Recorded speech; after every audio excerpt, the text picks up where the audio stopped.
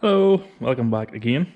Um, Sorry to tell you that this next episode is probably going to be majority wiring again. Hopefully going a bit more in depth this time into it. This is my first time doing this, but I do a good bit of wiring for my day job, so it should help hopefully. Once you have the spreadsheets and the documentation all done, like I already have, it does make it a whole lot simpler. You're able to take each wire and loop it around the component just so that you know quickly what it is. For instance, I know this is the air inlet temperature sensor. That needs to sit around the back here somewhere. It goes on to the plenum. Tell a lie, actually. It goes to the front. It used to go to the rear. Good job, I checked that. I'll need to run that up the valley as well now. A couple of people were asking me how I did my splices. I have chosen to solder the splices. I've already done this injector loom. I don't think of it videoed, but I'll take you through how I'm going to do the coil pack sub loom. The injector loom, as you can see, I've left it. It's obviously going to run under the fuel rail, but you get the general idea. I've left enough for a bit of a loop on the wires so they're not stretched tight, basically. On all of them. So once that's run in, I need to work out the best way of trying to get these protected and looking like something. I have nice overbraid, I have loom tape, I have obviously insulating tape, I have heat shrink. So I just need to work out the nice way of doing this tidily, so it stands the test of time really. Because obviously there's going to be oil and all that carry on right in the engine, so I want to try and protect it the best I can. Next stage is going to be to get these power wires ran out to the coil pack connectors, and to try and get the loom sort of split out. I would like a left hand bank and a right hand bank of coil pack wires. Each coil pack needs a 12 volt, 2 earths and a signal wire from the ECU. Here is the signal wire, obviously. I am running 2 wires, which I've in the third hand here. I'm running 2 wires up from the interior. They're running up a separate wheel loom. They're going to each be branched out into 3, so one of these per bank. The way I'm going to do this is to put a solder junction in with some heat shrink, and first of all I'm going to tin both of these basically, and tin I need to cut the length of obviously the other wires first of all, tin them, put them together, solder them, heat shrink them, and hopefully they'll never come apart in my time. That's next.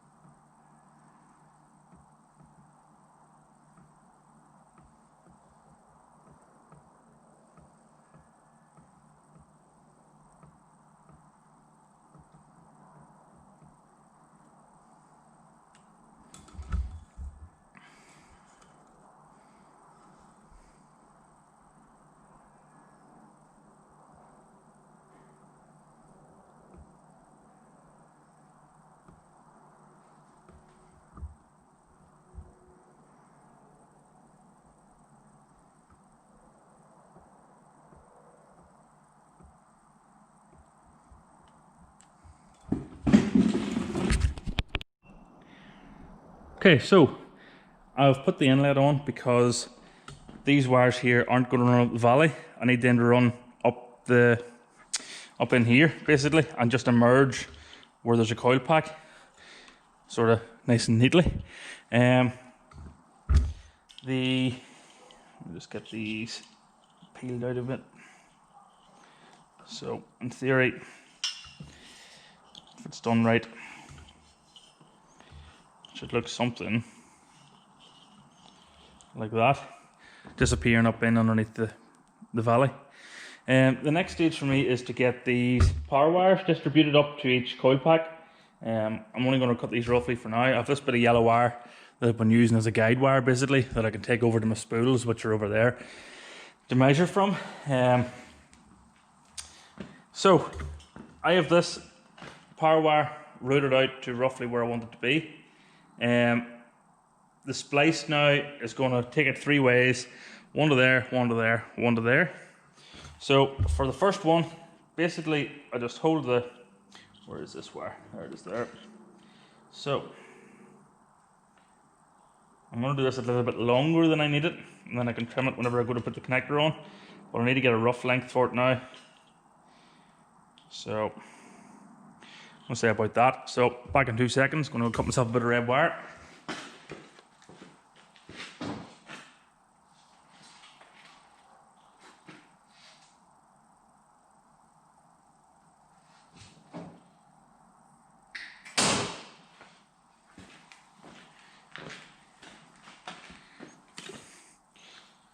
So now yeah, that's the first one. Obviously it is a bit long there, but we'll address that whenever I go to put the connector on. It's always good to have too much instead of looking for it.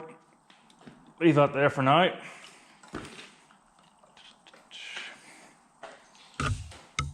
Maybe not leave it there, it's in the road. Next one, off the same power splice wire, and run it up the valley. So set it there.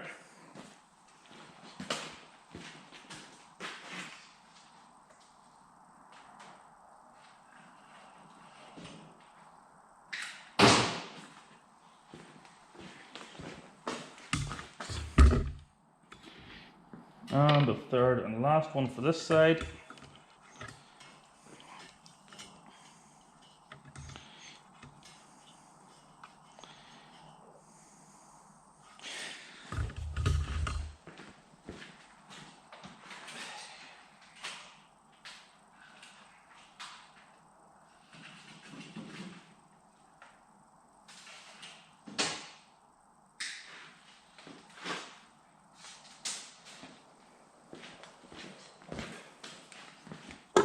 So, now I've dropped 1, I've dropped 2, we're going well.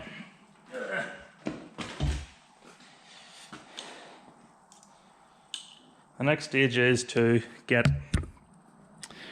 the ends stripped in these so I can solder them. I'm going to strip one end for now, the other end will be done when I'm putting the connector on.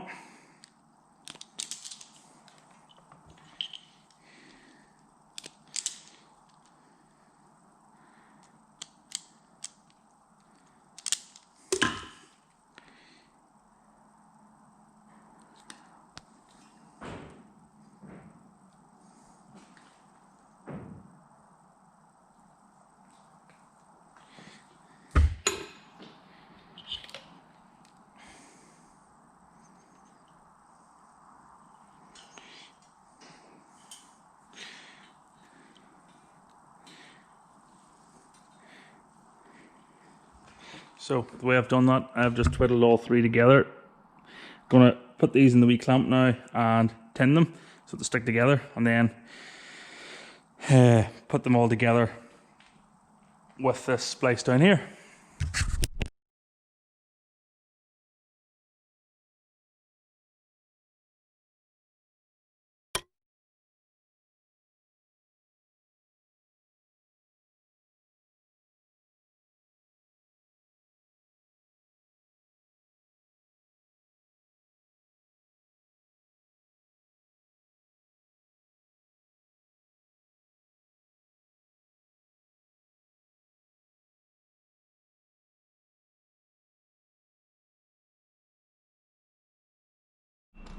So that's the 2 of them.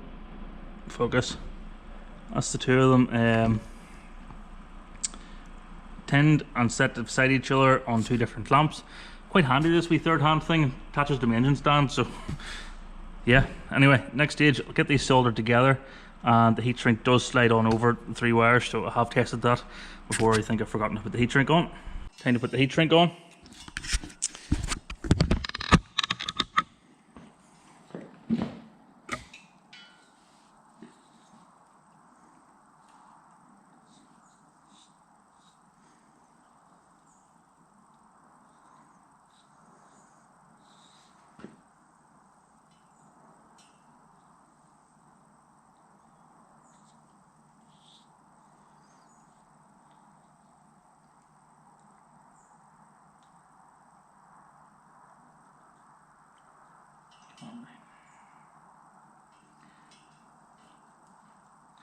There we go.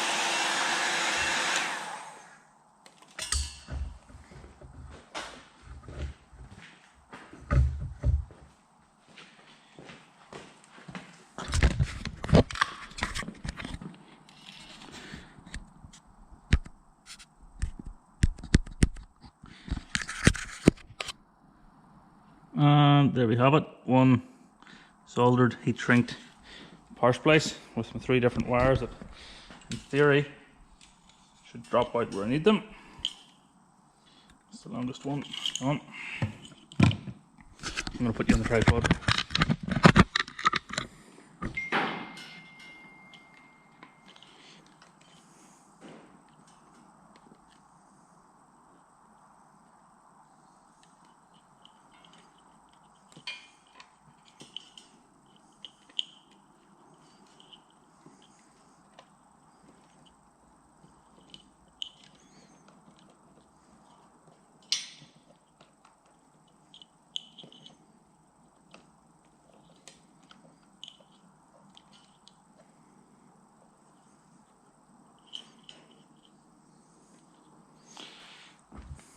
Jobs are good.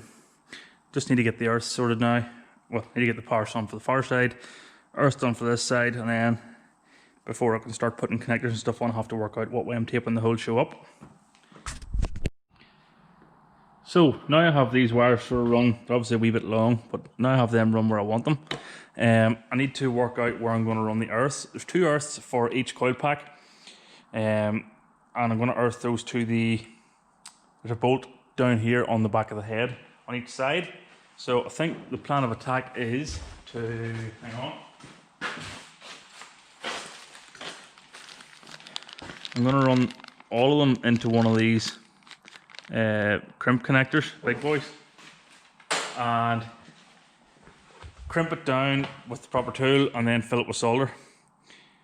And so that'll be 2, 4, 6 wires on each side going into that, earthed on each side. So hopefully that should give it a decent earth. So the next stage is to find out how long I want those. It's really going to be 2 of the same cut each time because they're both going, I want them to go down the loom, follow it to here, and then branch off into their own wee earth down here. I like them all in the same earth, so I'm not messing about earthing 3 times, 3 terminals for every coil pack or for every side. So I will, yeah, just start basically cutting these out to size with a bit of extra length on them just to be sure.